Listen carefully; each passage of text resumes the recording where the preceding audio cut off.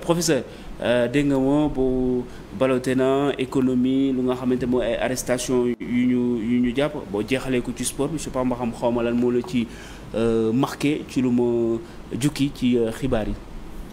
bien man lu ma gën a marqué mooy bon d'abord mooy question les jeunes. pour ñu juger par rapport à la pirogue qui s'est renversée. Ouais, mooy à Mbour waay c'était hier. Bon ce phénomène qui continue toujours kooku vraiment ñu ngi koy ñaawlu. Parce que bon et il faut que ces jeunes aujourd'hui ñu utal leen loo xam ne ñu utal leen xëy ay xëy ce que j'appelle des emplois durables. ñu ngi xaar lu bari si nouveau gouvernement bi. wante ba léegi gisaguñu dara. gisaguñu dara ça veut dire que gisaguñu acte boo xam ne gouvernement bi def na ko ba nga xam ne dina jox xale yi liggéey et pourtant il y a des possibilités bari na si dëkk bi pour jox xale yi liggéey. man dans le secteur boo xam ne mooy environnement j'espère que nañ si ñëw après. mën nañ fa créer des milliers d'emplois kooku c'est possible te emploi yoo xam ne c'est durable parce que xam nga aussi léeg-léeg gars yi dañuy créer emploi da ngay gis da ngay def benn tali. nga jël ay xale jox leen benn gilet nga leen taxaw leen fii régler leen circulation bu tali bi jeexee xale yi dootuñ def dara. c'est pas un emploi durable loolu. je pense que loolu war nañ ko xalaat JO de 2026 Amy Mbacké Thiam ça aussi xam nga aussi. c'est pas normal c'est pas normal. mais bala ngay ñëw si Amy Mbacké Thiam bi maa ngi jégalu dañ leen a tëj dañ ne ki ñoo xam mooy ci actualité bi nga soulever sànq les jeunes de Mbour dañ ne dañ leen tëj 7 ans de prison ki nga xamante ni moom moo nekkoon capitaine pirogue bi loolu vous pensez que c'est une solution boo xamante ne mën a dissuader nit yi wala il faut pas le faire. non je pense que jeunes yi xam nga aussi ñuy def loolu parce que duñu am client yoo xam ne duñuy demander. xam nga s'il y avait pas de jeunes yoo xam ne bëgg nañ dem immigration ce phénomène allait disparaître. Donc ça veut dire que le problème il faut s'attaquer au problème mooy trouver des emplois aux jeunes loolu mooy priorité des priorités et il faut que l'État s'y attelle et comme je dis je le redis possibilités yi bari na ci dëkk bi. war nañu mën a jox xale yi xëy et loolu ça passe d'abord par l'éducation formation xale nit boo ko formé wul mënul liggéey c'est pas possible. C'est la première des priorités et pourtant c'est simple fu nu bëgg a jëm ak kan lañu bëgg a jëm foofu. maanaam xale yi bonne formation nu war a am pour ñu egg foofu c'est simple. D'accord. Mais il faut que ñu am une vision boo xam ne une vision d'ensemble du enseignement supérieur mooy nekk fële ne dafay régler problème bi économie nekk fële social nekk fële non. C'est un ensemble. Parce que il faut que ñu mbooloo réfléchir sur la question c'est pourquoi tey jii moi je suis assez déçu quand on me parle de dialogue politique. Ah bon ça vous a déçu? Mais on n'a pas besoin de dialogue politique. kenn waru ko woon def. lan mooy problème si dëkk bi le pays marche dëkk baa ngi dox. mais nee nañu élection yi. non attends ñii fan la leen ils ont eu la première fois au Sénégal ils ont eu 54% ñu fal leen ñu dem assemblée en majorité ban problème moo ils n'ont qu'à diriger. Les autres s'opposent léegi. man j'aurais compris boo ne nga woote benn dialogue économique et social maanaam réew bi fu nu bëgg a jëm ak mooy réew bi du point de vue économique du point de vue environnemental du point de vue social loolu moo gën a am solo parce que loolu moo mën a jur ay industrialisation moo mën a jur emploi pour xale yi et cetera. Politique xam nga aujourd'hui tey jii ni ñu waxante dëgg. On nous a trop orienté à faire du politique. Il y a deux choses boo c'était presse bi. aussi pare c'est soit la politique soit je dirais des trucs sociaux ay buzz yoo xam ne.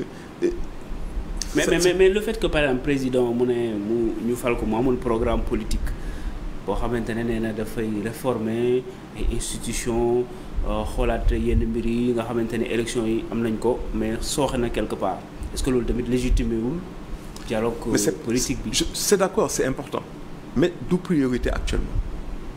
priorité suñu dañu waroon def leneen. non mën na xaar loolu mën na xaar. élection yi c'est pas pour maintenant on a le temps. mais aujourd'hui jeunes yi il faut que ñu utal leen dara xam nga nit yaakaar rek li mu am. nit bu amatul yaakaar vraiment comme mala la xale yi tey ban yaakaar ban espoir lañu leen jox dans le discours tey ji boo yéegee war nga ne xale yi man dinaa def lii xale yi ne lii mun na jur emploi yu bëri. kon am nañ si yaakaar mais bañ yaakaar nañu am avec ce nouveau gouvernement on n'a encore rien vu et loolu mooy problème bi. je dis pas qu'il ne travaille pas mais aussi booy liggéey da ngay communiquer si lu ngay def da ngay communiquer fu nga bëgg a jëm nit ñi comprendre la ànd ak yow mais man au point de vue de la politique des emplois de la jeunesse je reste sur ma faim. parce que gisuguma loo xam ne vraiment jox nañ ko xale yi ba xale yi mun na ne dañuy arrêter immigration bi parce que ñu ngi koy def ba léegi. ñu waxante dëgg. bien sûr ñu ngi koy def. donc ça veut dire que jusqu'à présent gisaguñu loo xam ne dina mën a tax ñu toog si dëkk bi xaar tuuti mu gën a neex ñu am liggéey. ñu mën a daan seen. yaa ngi doon wax Amy Mbacké Thiam aussi. waaw c'est le problème de xam nga tey jii boo nekkee si benn domaine. on est dans le domaine du sport.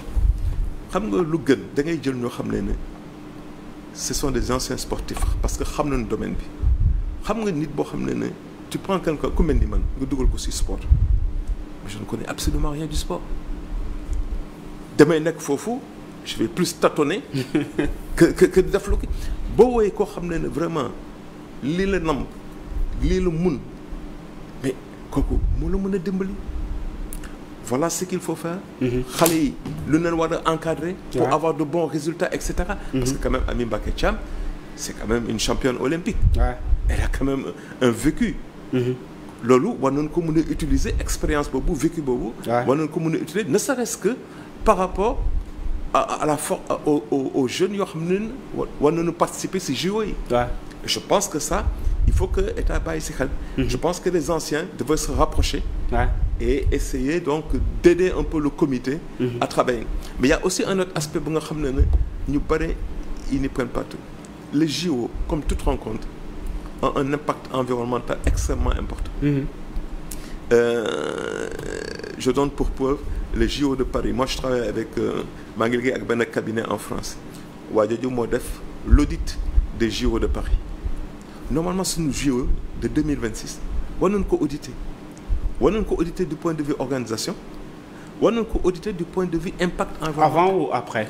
En général l'audit en organisation on le fait après mais vous pouvez mën nga jël benn cabinet bu lay gunge bu lay accompagner dans la mise en place de bonnes pratiques loolu mooy tax ces JO yi nga organiser ko de manière efficiente. mais est-ce que tamit environnement yi bokk na parce que à Paris je pense ouverture bi sur la scène lañ ko defoon.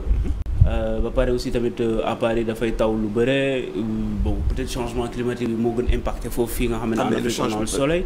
Pape Malick le changement climatique nous touche tous. c'est pas parce que yaa ngi Paris non c'est-à-dire que aussi faut pas non c'est-à-dire que les bonnes pratiques nu ñu woowee bonnes pratiques. nga nekk Paris nga nekk États-Unis nga nekk Dakar tu dois avoir de bonnes pratiques. C'est pourquoi en termes de gestion des déchets bu ma un petit exemple. Sénégal bu nekkee Dakar da nga gis benn Sénégal mu dox ponti. mu am benn kayit wala mu am benn mbuus mu sànni ko boo ko yóbbu États-Unis nga yóbbu ko Paris du ko def tax du ko def. Bon donc xam nga ça veut dire que aussi. l'environnement détermine l'homme. boo mënee c'est vrai que dëkk yooyu ils ont mis des prérequis c'est-à-dire que foo dox di nga am mbalit. boo xam ne mën nga fa teg Sénégal moom fi da nga dox ponti ba mu jeex doo gis benn mbalit boo xam ne mën nga fa sànni sa déchet.